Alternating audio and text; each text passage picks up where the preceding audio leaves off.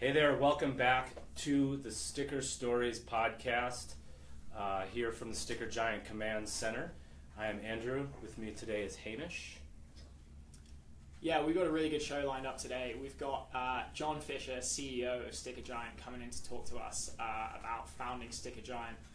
We're going to talk about entrepreneurship in general, some resources for startups, and yeah, kind of just how StickerGiant got to where it is today.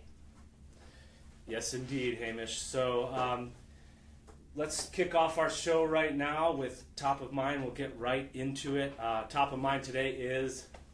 Oh, the Tour de France. It's been going on, this bike race, so we've been kind of catching the end of the stages every day when we come into the office, but I'm a massive cyclist, so is Andrew, so it's pretty big for us. Kind of an exciting week. Yeah, so our top of mind here, we live in Colorado. We love bikes very, very much. Hamish is an active cyclist, mountain biker. I love watching bike racing. I'm wearing today's yellow jersey, our new shirts, of course, and Hamish, resplendent in blue. Yeah, we just went through a rebrand, so these are the new company colors. We've got the red as StickerGiant, the new yellow, and the new blue t-shirts, but the whole website looks different as well, and it looks pretty awesome. Yeah, if we can say that about ourselves. You can, and you can check out our site, which has a whole new look, which is pretty cool. And then we have a blog post up on the site all about how we went through the process of coming to that new design, which is very cool. And y'all can check that out for sure if you want. But without further ado, let's make sure that we have our next segment ready after Top of Mind. Thank you for doing that with us, everyone. We definitely encourage you to check out some awesome bike racing in France. There's it's today's Bastille Day, which is the French national holiday, and a Frenchman won the race, so there's some patriotism going on there. But today's episode, the theme is all about founder stories and starting a company. We're talking about entrepreneurship, etc. And we have a very special guest today. We have the original StickerGiant himself, John Richard Fischer, and he's going to walk around here through the command center here, beautiful Longmont, Colorado. Welcome, John. Hello, guys. How's it going? It's going pretty good. Nice. Yeah, enjoying the command center, having a little cup of coffee here on my StickerGiant cup. Enjoying your command center, the podcast. Mm-hmm. So, John. Yes. Thank you for taking the time to be with us today, for sure. Oh, this is fun. I've never done one of these podcasts before. You haven't? Well, no. That's good. Let's talk a little bit, just because you are the founder of StickerGiant, let's talk a little bit about how this all came to be. How did you, why StickerGiant? So, StickerGiant's 17 years old, and I started it in my basement with just a handful of bumper stickers that I sold online. And that handful grew into like 26,000 individual pre-printed, pre-designed stickers of every sort you could ever imagine. Sports, cartoons, movies, politics, culture, everything. And then we slowly transitioned into printing. And now we're a 100% printing company. The actual sticker store's gone. And that's how I started StickerGiant, just one day at a time, 17 years. Now we're a 40-person company, and it's a beautiful place in Longmont, Colorado, where we're at. And so you started here in Longmont, but were you at the little log cabin where I first started working, actually? No, my very first, I started in my basement. How did that go down? Yeah, it was just like a little corner of the office. And then it was I had to keep moving my kids' toy boxes and stuff further and further back until they went up to the upstairs, and the kids got completely kicked out of the basement. And then I ran out of basement room, and I took over half of my master bedroom with my desk and stuff. And we ran out of room in there. I had to get out because the kids got into school, and this is when they're in grade school. And I'm trying to work, and it's like, stop! And so, so that was just you, though, and your wife. We're running the company then. Yeah, but at some point in that basement, we hired a woman named Maureen White, who is still with the company. Right, to this day. Yes. Nice. She started in the basement. I would come to work with my coffee cup and my purple robe. And your purple robe. So speaking of your coffee cup, there was my favorite cup back in the old log cabin was the "He is not my president" mug. And that actually predates StickerGiant. So what is that all about? How So did that that predates StickerGiant. That goes back to a site called whatpresident.com. And the way that worked was I just had an idea for a sticker, a very common idea. It happens every election cycle. Someone does it. He is not my president. But this election cycle that I did it at was really interesting because we didn't know who the president was going to be for 5 weeks. They kept recounting Florida. So this was 2000, the hanging Chad election. The hanging Chad election. Okay. Right, and so I worked the news cycle. At that time, I didn't do internet marketing really. I just had this Yahoo store. And the bubble had just crashed, so like the internet was a different place than it is. That's right. And the news cycle around the election thing that was happening, where we didn't know who was going to be president, there actually wasn't a lot to talk about. They were recounting, and there were lots of pictures of lawyers going in and out of federal courthouses. I had a friend who was one of the people protesting at the Supreme Court with the sign. Right, and Al Gore was being represented by Mayor Daley's brother, Joel, I think. And one of the Daily Boys. Yeah, one of the Daily Boys, and I think I forgot who George W. was represented by. A good team of lawyers that won. They won. Yeah, so anyway, the idea was there was no news cycle because the people were scrambling for stories about this, and here comes a guy with a funny bumper sticker, and that always hits the local news. That is perfect. So I did all the local news, AP, Reuters, Knight Ridder picked it up. I was on the Paul Harvey show. I actually got interviewed by Paul. It was hilarious. Oh, so you're old hat at this interview stuff. It's pretty fun, yeah. And then in between that gig and StickerGiant, once the election was decided, for a short time I had a site that only sold political bumper stickers. And I had a particular, I had toilet paper that had certain politicians on it, and I hired a stripper, and me and the stripper would go on radio shows, and she would do live demos of the toilet paper. That is, folks, that is a new story to me. I'm not gonna lie. Yeah. I've been working here for almost 4 years, and we've told a lot of stories. Yeah, there's a guy in Denver, something shoe polish or something. Who's that guy? Anyway, I don't know. It was on some wacky. It was always the wacky morning drive time guys that's we a good would spot. fax them a picture of the toilet paper and the stripper, and they'd be like, "You can get on the air right away." I mean, I'm going to try and bring it back to startups just quickly. Okay. What do you think were the biggest challenges in those first few months, even years? So of course, the first challenges is I didn't have a job, so I didn't have a job that was making money. So I was very lucky that I had money put aside, and so I was able to actually use that to support myself for about a year.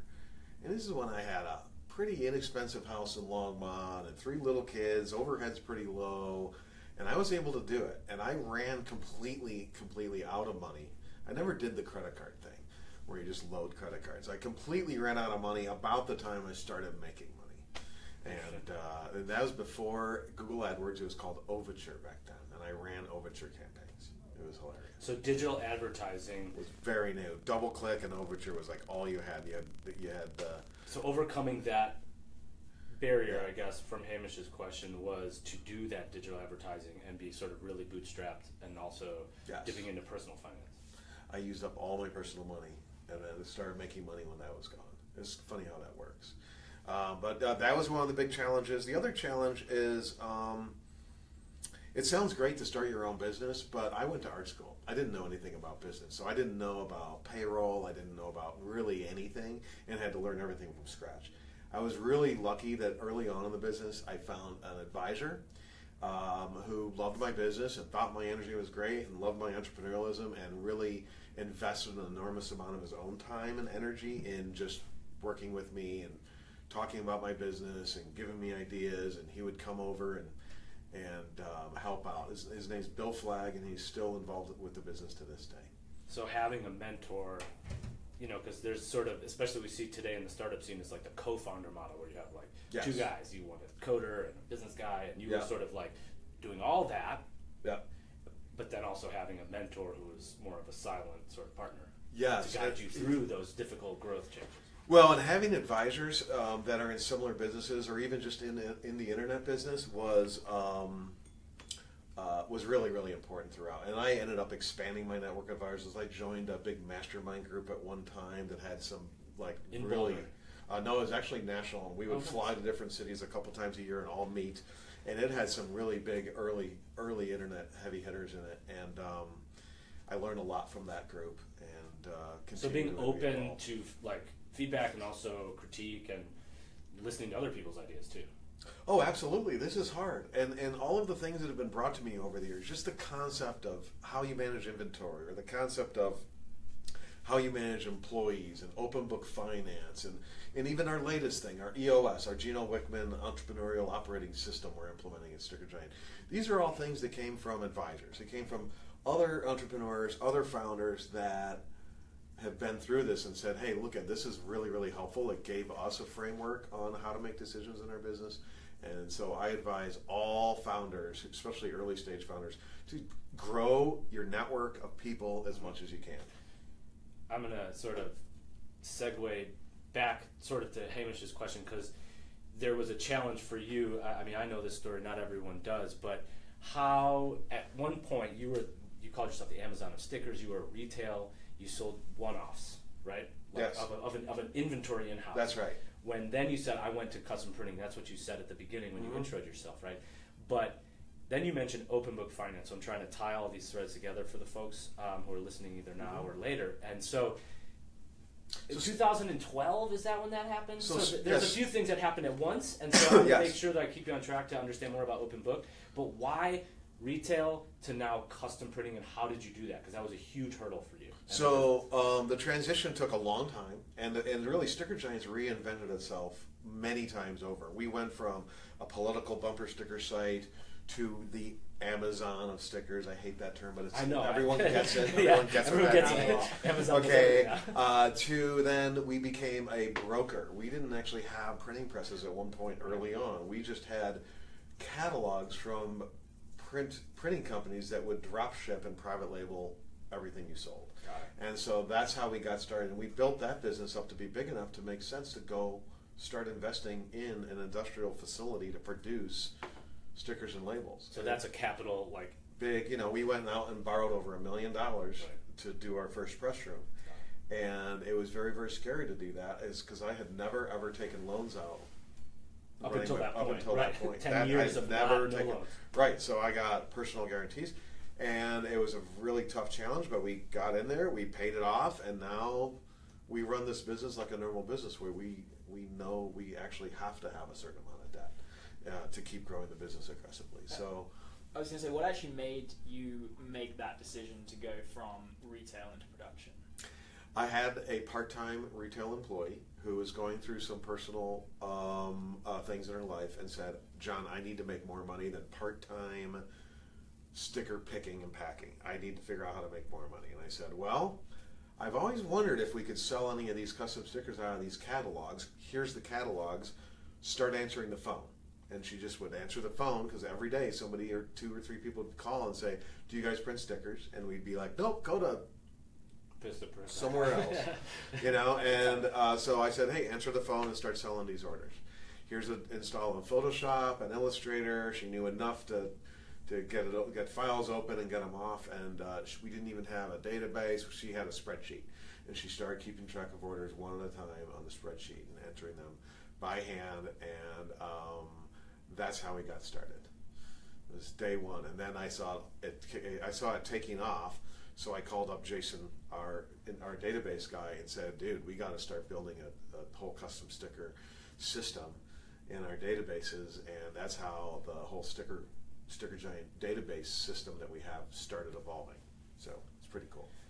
So then open book finance, which is what you said, and came from Bill and your mentor group, that's a book by a guy named Jack Stack and Bo Burlingham, who came here, and actually those of you who saw our Forbes article, Bo Burlingham wrote that. So open book finance and the great game of business are a very cool methodology, I guess you might say. But how did you start taking pieces from open book and introducing them to StickerGiant? Because you can't just say, everybody do this, we're going to win.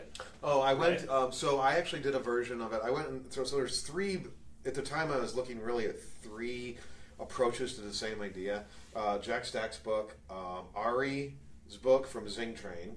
Zingerman's. And his I think the class is Fun Flavorful Finance. They teach open book finance. It's a 2-day class in Ann Arbor.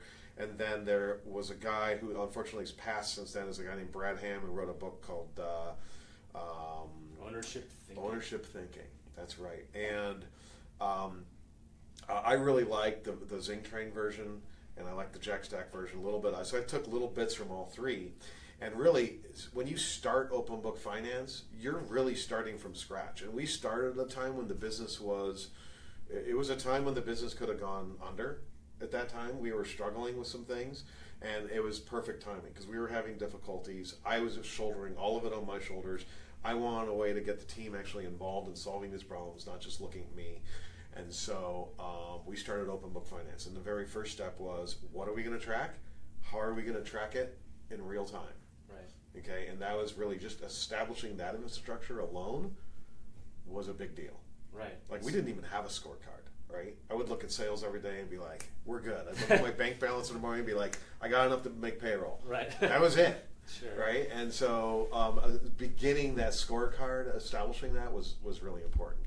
And everything falls from that. Because once you get a group of people thinking a problem, just the incremental change increases so much because now you have 15, 20, 30, now 40 people all working the same set of challenges. And you're going to talk a little bit about those kind of elements, but some other parts of how we do StickerGiant Open Book Finance at Longmont Startup Week, which is happening July 24th through 28. Yep. And that'll be cool. And we'll talk a little bit about that at the end of the show once John gets back to his laptop. But so it can't all be just stickers and labels and scorecards. What makes John Fischer tick? Like, what do you love? Well, I'm a recent empty nester. I got 3 adult children who are all very successful. I got a lovely wife, and I have 2 dogs that I love spending time with. Nice. And but I still am in the office every day. I have a lot of friends I spend time with, and I think my biggest passion in life is all the people in my life, especially in the StickerGiant community. Right. And that's a community here in Longmont that we Yeah. moved into more, deeply, right? So when we were out in Hygiene, we had this little log cabin. Can you tell a little bit about how the log cabin building and that sort of middle growth extension of StickerGiant, those days, any fun stories from those days? Yeah, so when we ran out of room in the house, there was a business in Hygiene called Spider Tracks, and they had a neat little building. It was like 2 guys. I totally admired them because they had their own building, they had their own business, and they made 4-wheel drive parts. And they were doing really well, and they moved from their building into a bigger facility across the street. And I saw their building was vacating, and I had always said to my wife, I want a building just like Spider Tracks, right there by my kids' elementary school. Right. I could drop them off, be right there. And so that building opened up. I rented it from John Fischer, who's now our engineer at StickerGiant, or one of them. And I rented a tiny little corner of that large complex of buildings, right, and ended up renting all of the buildings at one point. And that's where we were for quite a while. I think that those facilities took us up to just under $10 million in annual sales. And what was the square footage then? Small little place. The total was 6,600 square feet. Right. Yeah, so Everyone felt like they were on top of each other. they were literally on top of each other. Yeah. I was going to say, as the founder, how has your role changed from that building in Hygiene to kind of where we are now and what you do on a day-to-day? Well, I've gone the full cycle from founder where I literally did everything. I scanned the stickers, I built the website, I did accounting. I literally did every component of the business in the beginning. And as it grew, I delegated to people who were better at it, who had the time to figure out how to do it right and could do continuous improvement on that task. And so I have slowly peeled everything away from my responsibility list to where now I actually sit at the top of the org chart.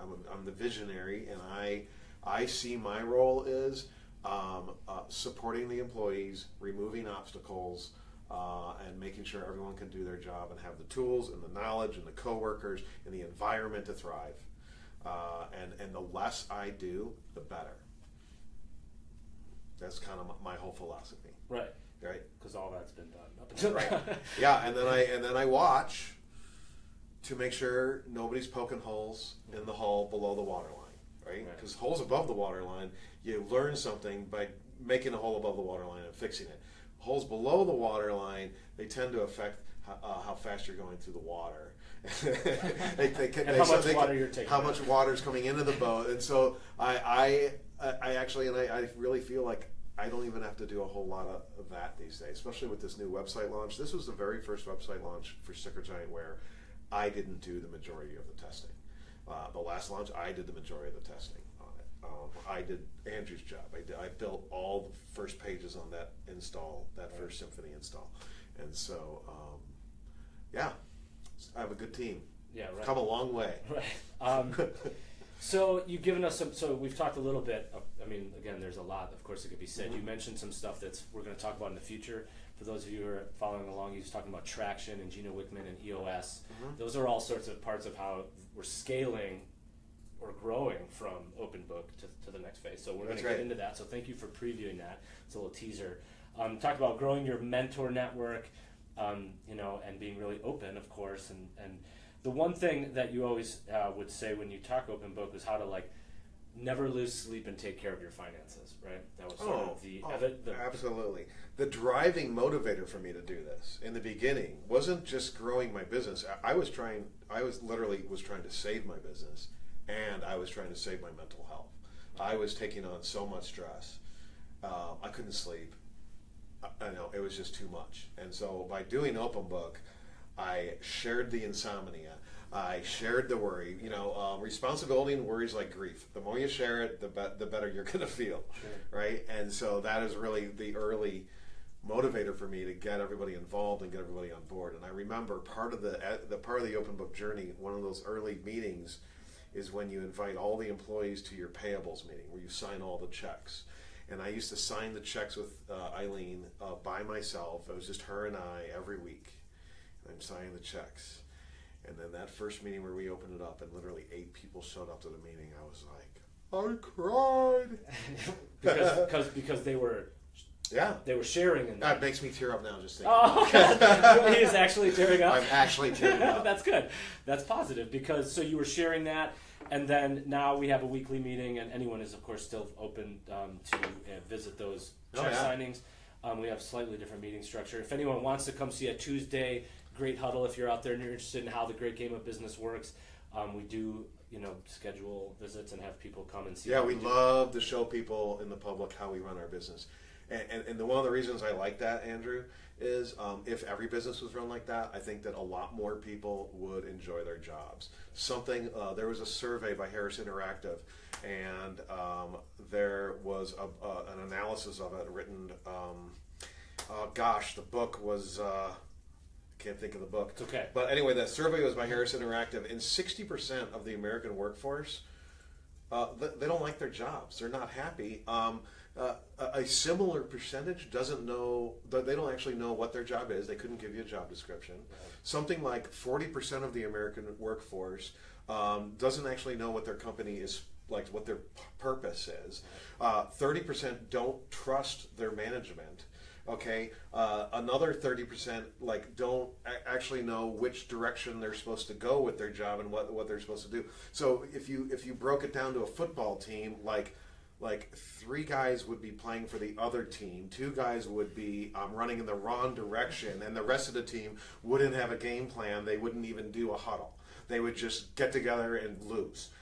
So and the other thing about open book and EOS is. We grow up in almost every country in the world. You grow up practicing, right? Whether it's football or whether it's hockey or whatever sport you do, you practice, okay? And then you have game day. In business, we seem every day is game day, and nobody practices. So how are we supposed to get better, right? So that's a cool analogy to sort of. Unless Hamish, do you have any more? I mean, we could keep talking, but.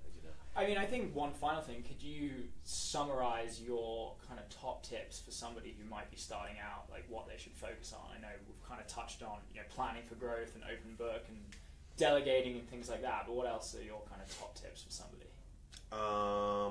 don't go. Don't.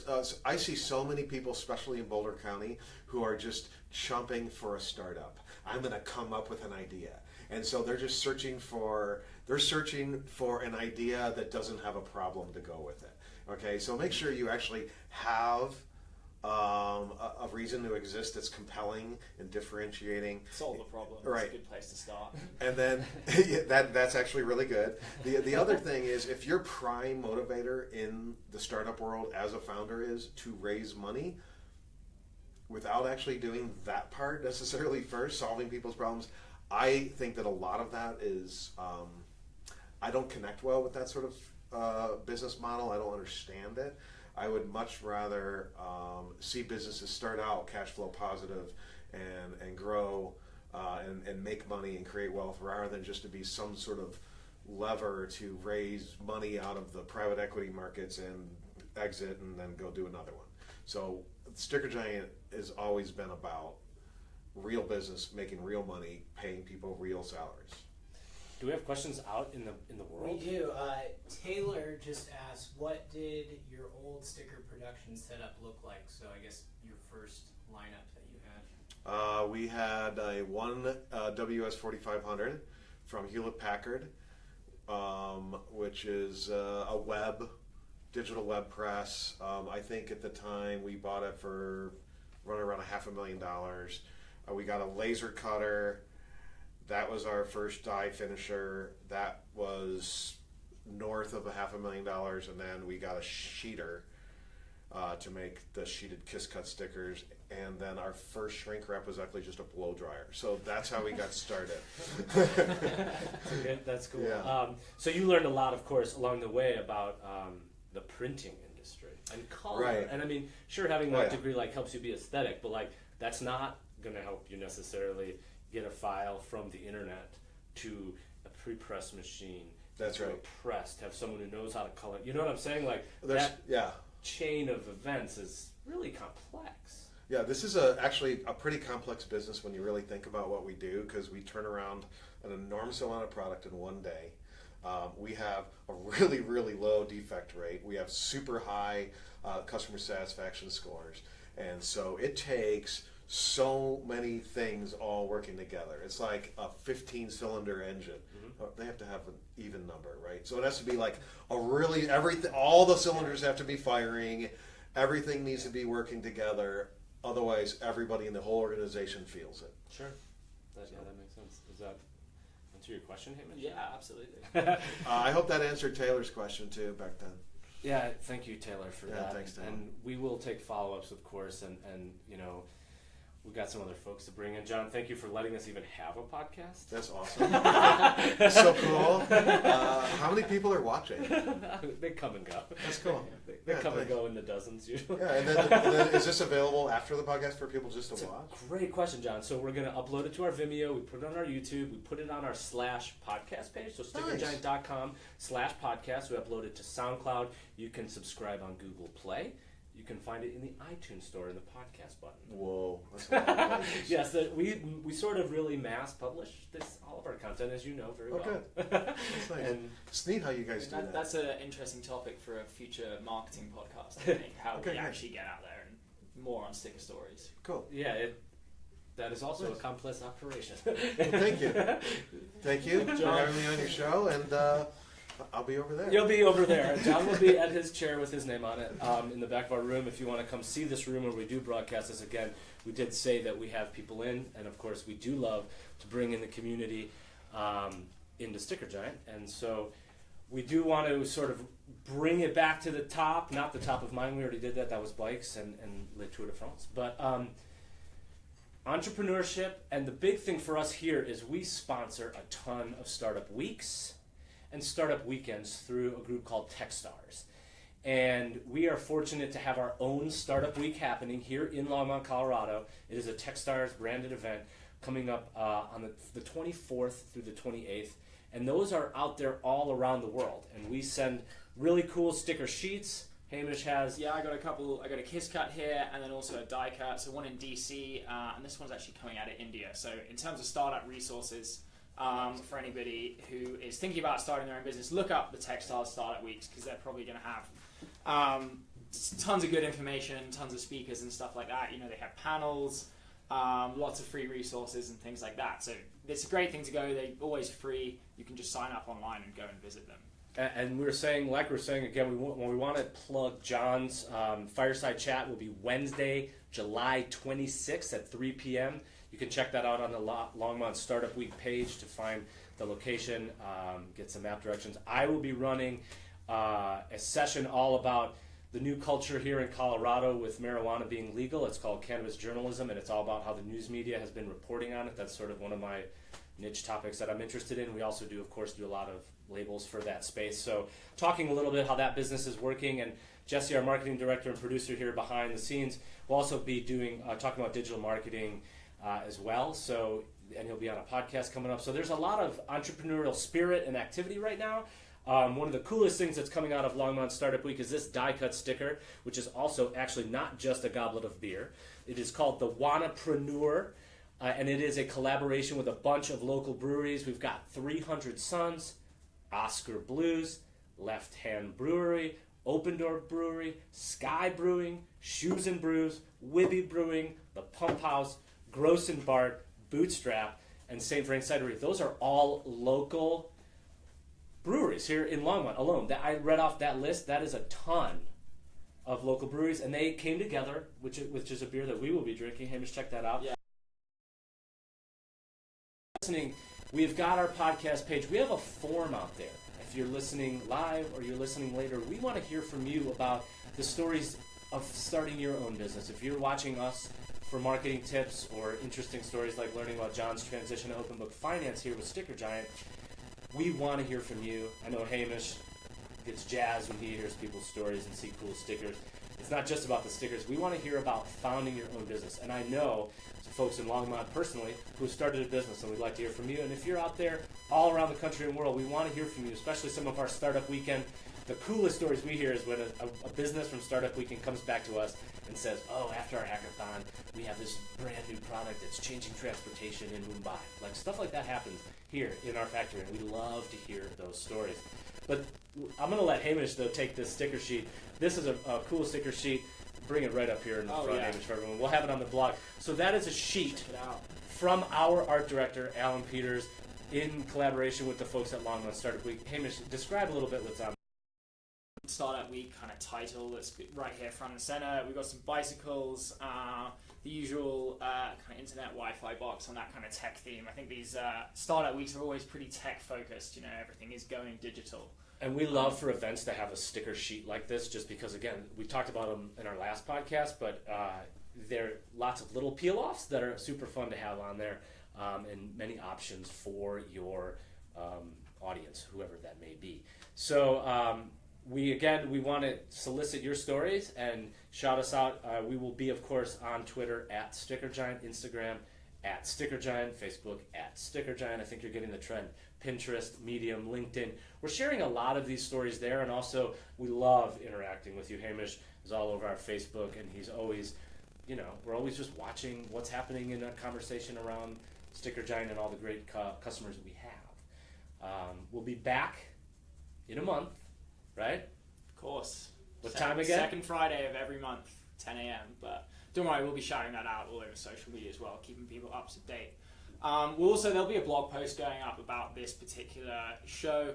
It's going to have a ton of extra resources that we have kind of dug up around startups, some really good websites and free resources you can download. So please, go and check out the blog as well if you're looking for kind of extra stuff.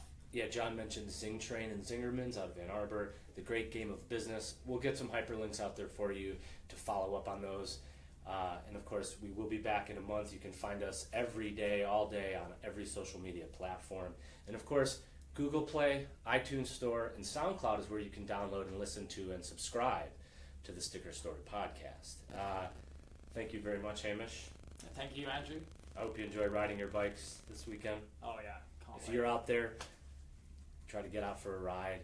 I'm Andrew. It's always great to be with you on the podcast. And as we like to say, every sticker has a story.